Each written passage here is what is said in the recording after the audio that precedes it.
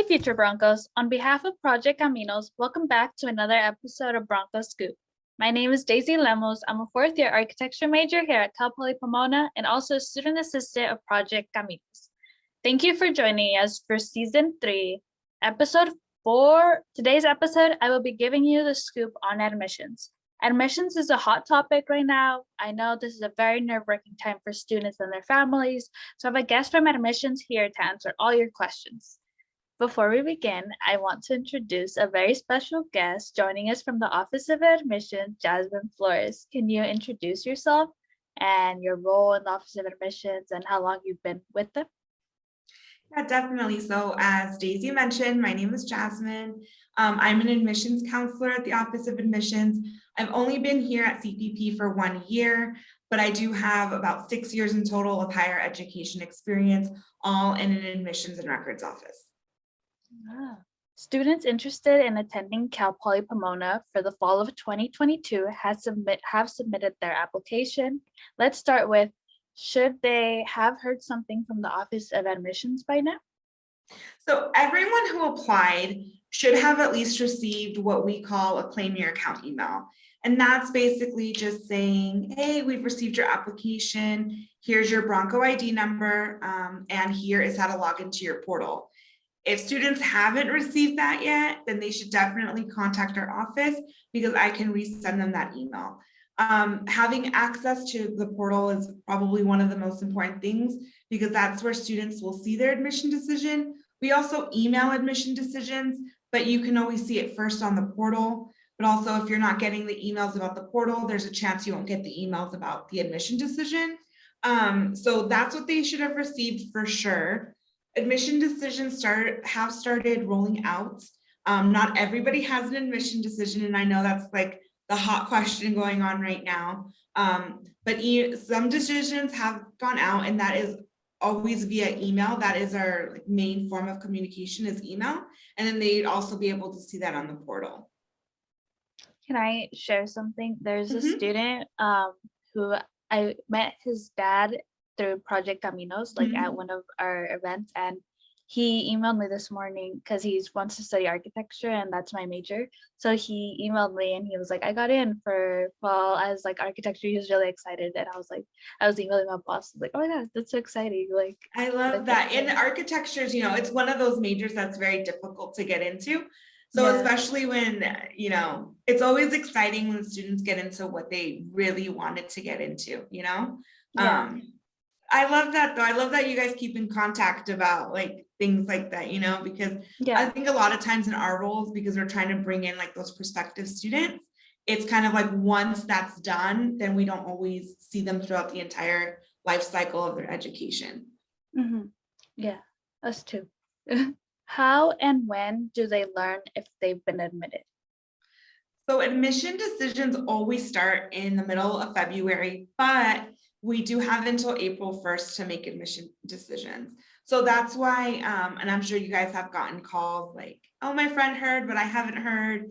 And unfortunately, that's just kind of the way admissions is. It's made on a rolling basis continuously for about 2 full months. So everyone will have an admission decision by April 1st.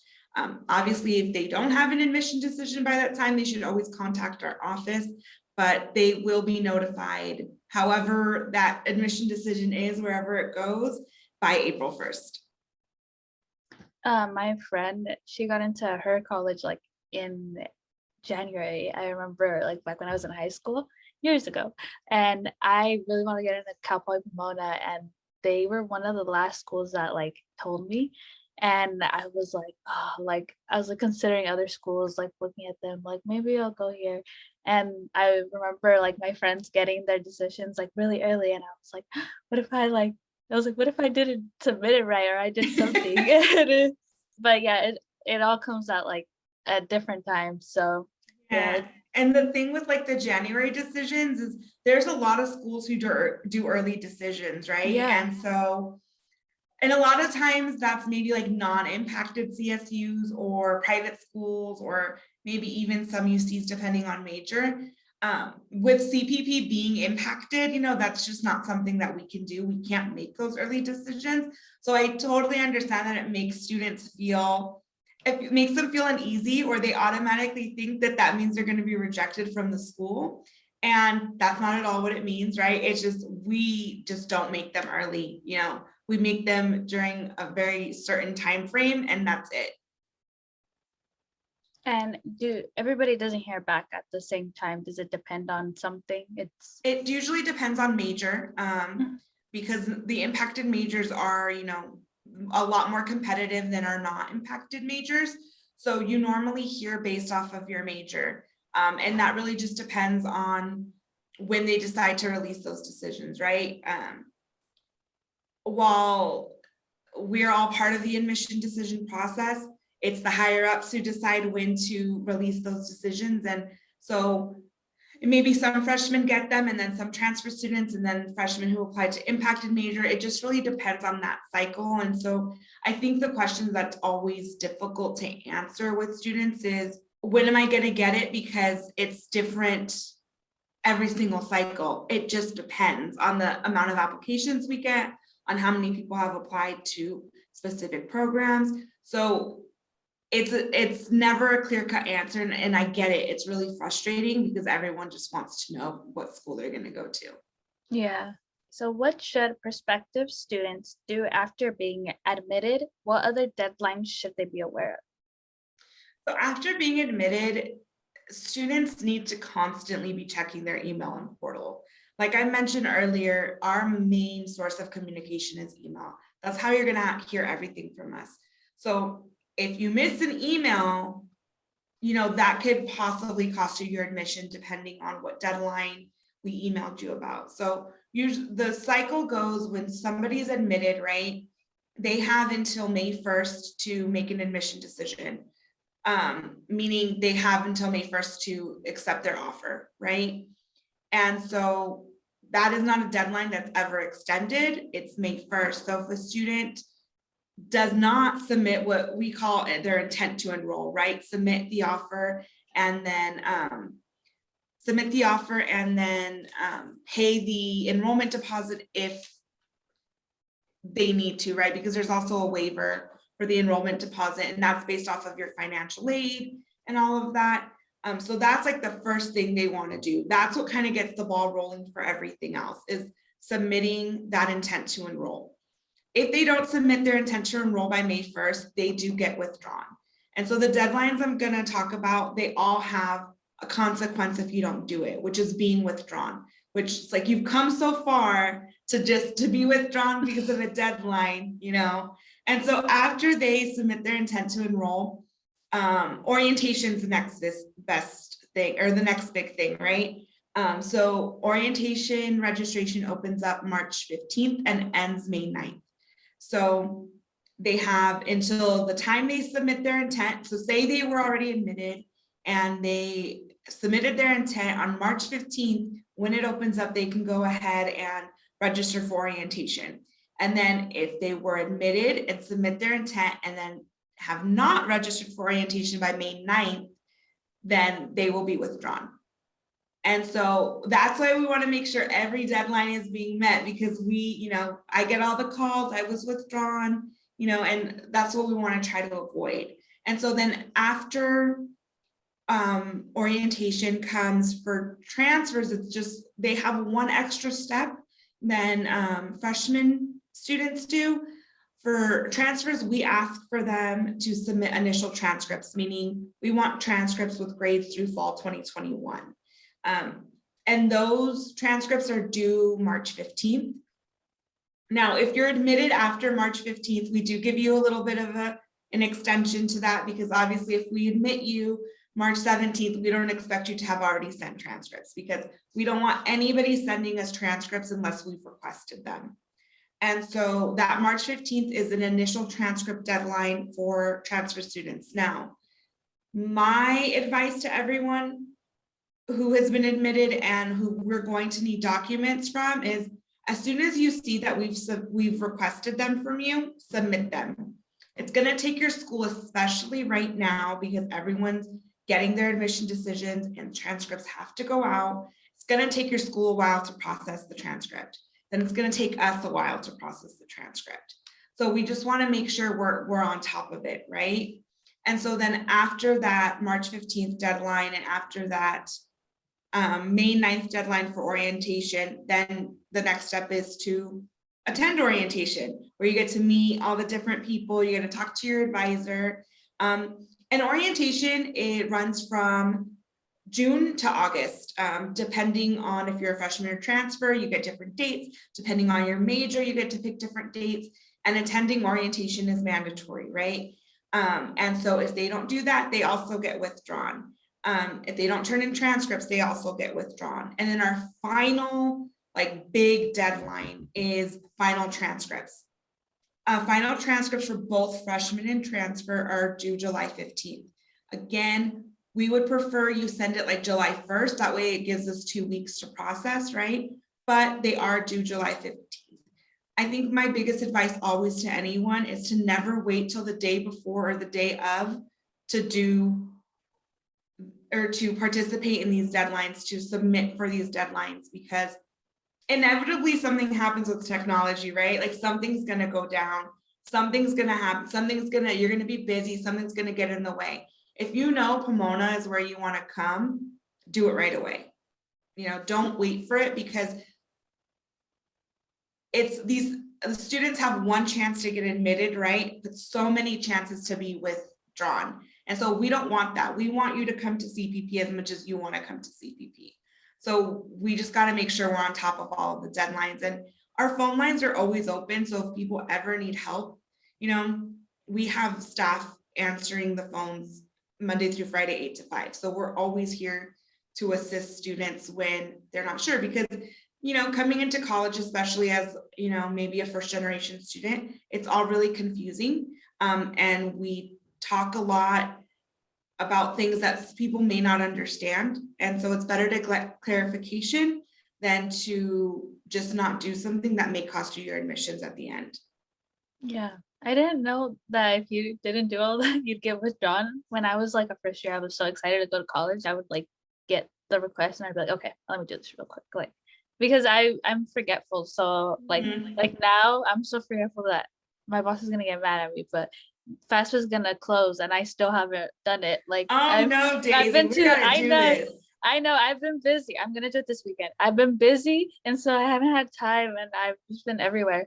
And yeah, I remember for as a freshman, I was like, let me get this done before I get like distracted with other stuff, because and you guys getting distracted with other stuff makes complete sense. It's your last semester. yeah. You know, high school students are gearing up for graduation. I'm sure they're just like, I want school to be done. I get it. Same with transfer students. They're like, I just need to make it through the spring semester. But we don't want the joy of summer to inhibit our participation in the fall to whatever university it is that we want to go to, right? Yeah. Because every university you apply to and get accepted to, and then maybe have an intent to enroll there, is going to have deadlines. So I get it. We want to just be like, summer, let's not do anything. I totally get it. But we kind of have to, just like you said, as soon as you get the request, just do it, because then it's done. You know that that's not even an issue anymore.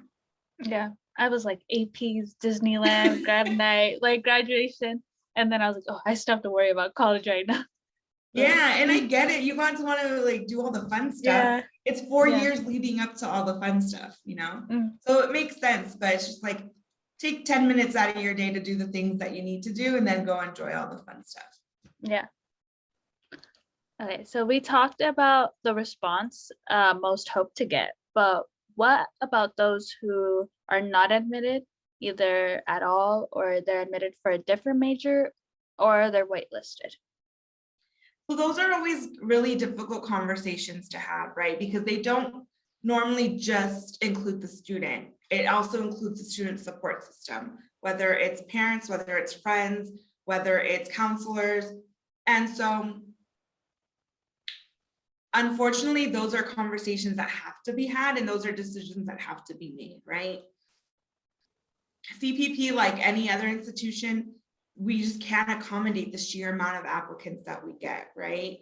Like that's just not feasible. It's not realistic.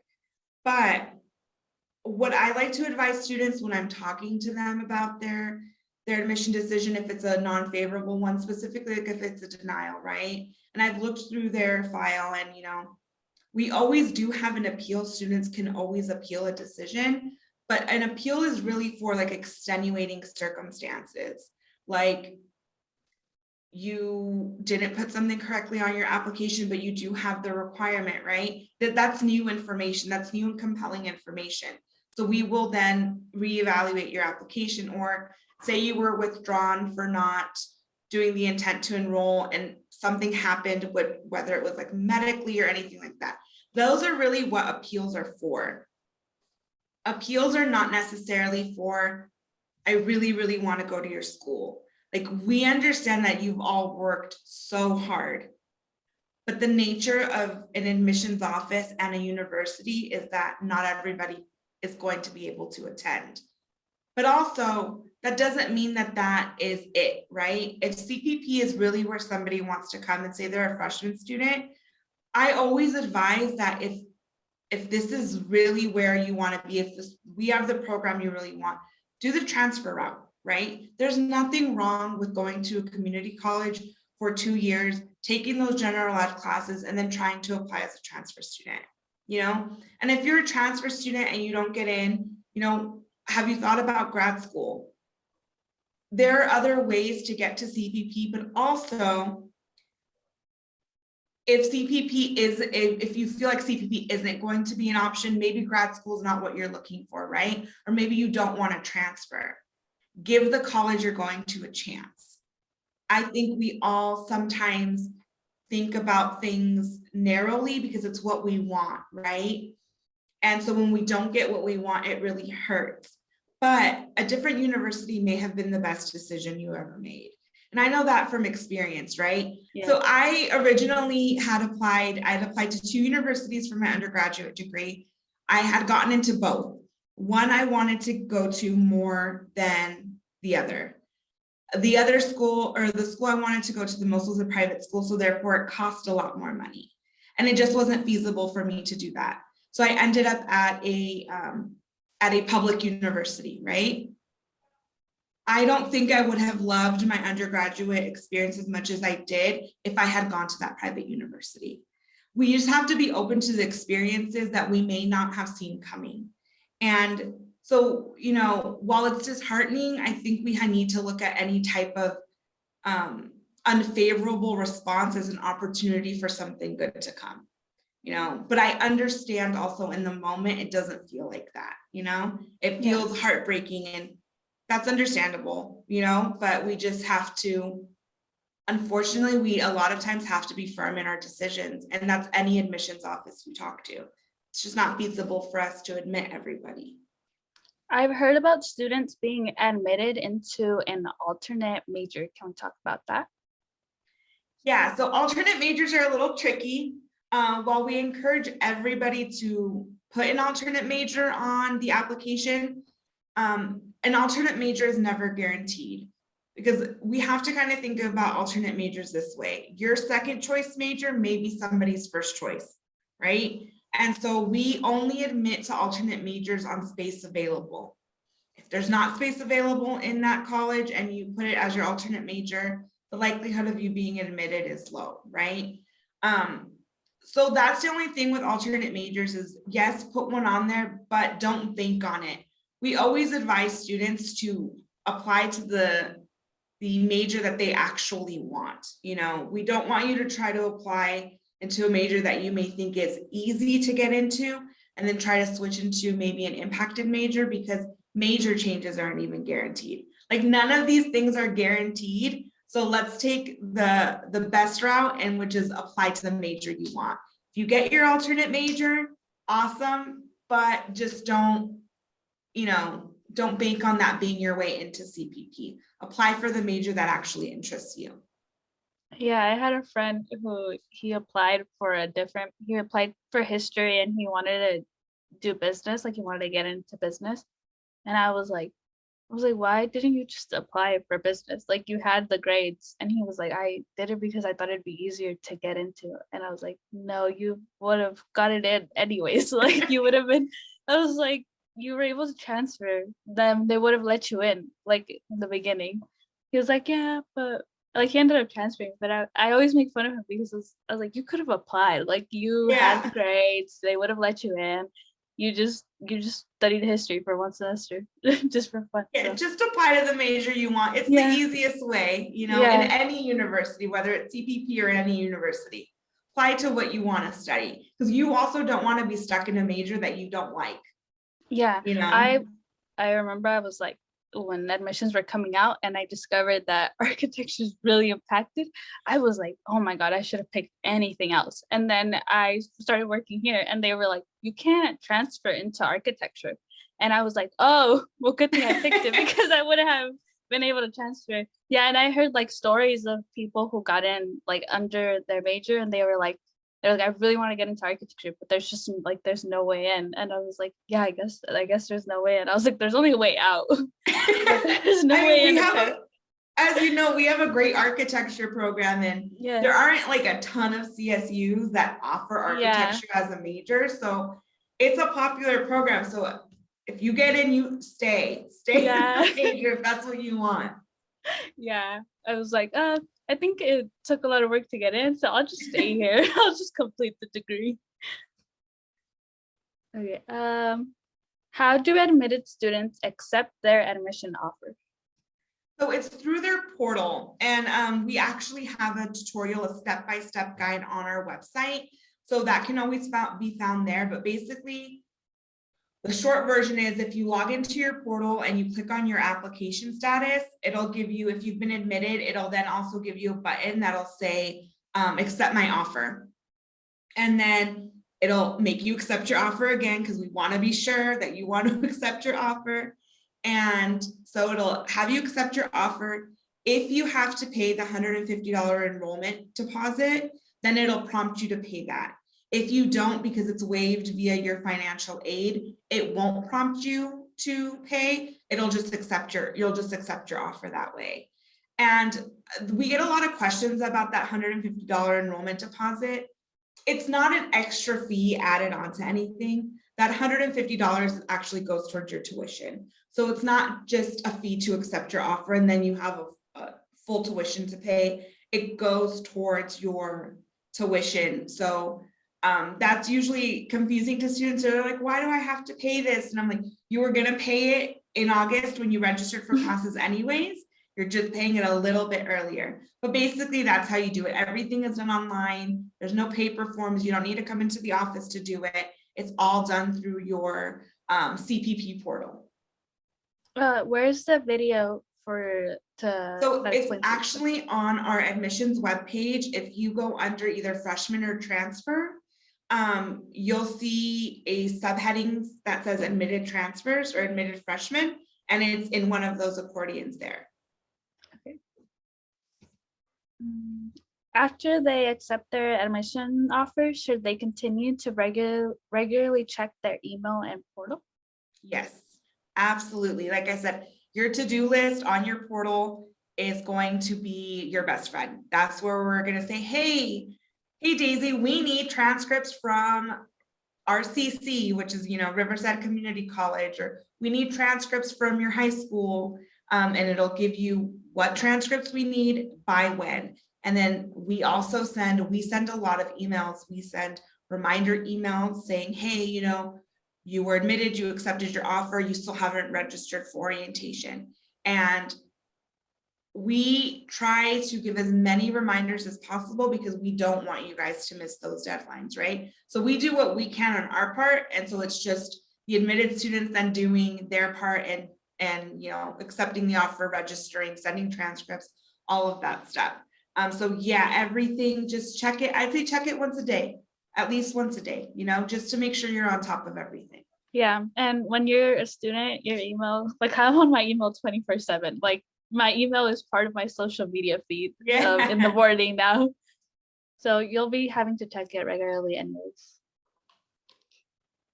When students have admission questions, what is the best method to contact the office, or what resources can they find on your website? So we actually have quite a few ways to contact us, right? Phones are open every single day, Monday through Friday, 8 to 5. There's somebody will answer the phone. You can also email us. We answer those 8 to 5 as well. If it's a more complex question, it may take us a day or two to get back to you. And then we also have a live chat. So we know that some people don't love talking on the phone, or want to kind of talk to somebody right away but don't want to call. So on the website, you'll see Billy Bronco on the it's usually on the right hand side, and he'll ask you some questions, and you can always just ask to speak to a representative. And if someone is available, which we usually have somebody available 8 to 5 Monday through Friday, you'll be able to live chat with somebody from the Office of Admissions, and we'll be able to answer any questions you have. And our website has so much information. It's got step-by-step for admitted students, what to expect next, right?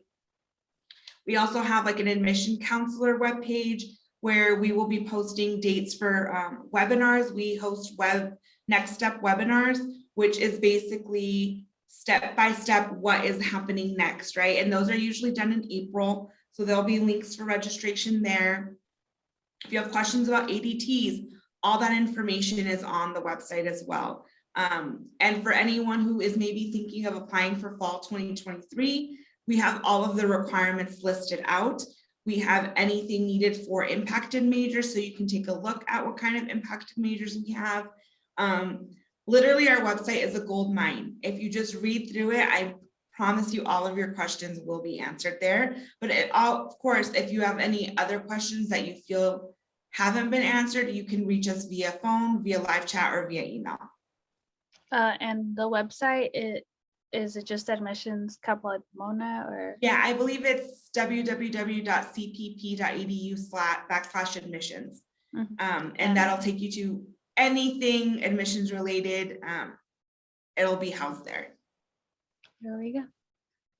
Do you remember what you did when you were accepted to the university you wanted to attend, and how did you celebrate? I feel like I have a bittersweet memory of when I was accepted, because when I was accepted to the private university, I cried because I knew I couldn't go because of the finances. It was just too much money. And then when I was accepted to the other CSU I ended up going to, I was happy, but I was kind of like, it wasn't my top choice, right? Mm-hmm. But then I ended up loving it. And then when I got accepted, I went to a CSU for my master's as well. I was super ecstatic and I was super happy, because I decided to do my master's 5 years or 4 years after I got my bachelor's. So I didn't go right away. Mm-hmm. And so I was like, oh, I could still do this. I can still get in.